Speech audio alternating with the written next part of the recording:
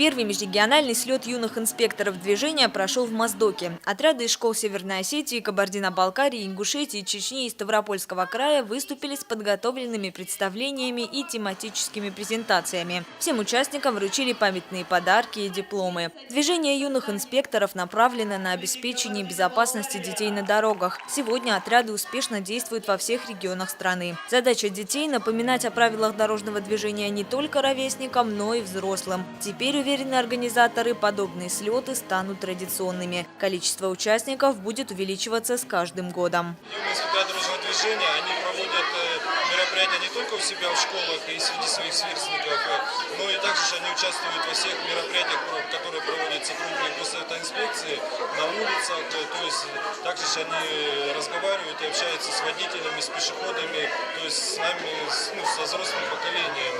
И также им рассказывают и напоминают о соблюдении правил дорожного движения.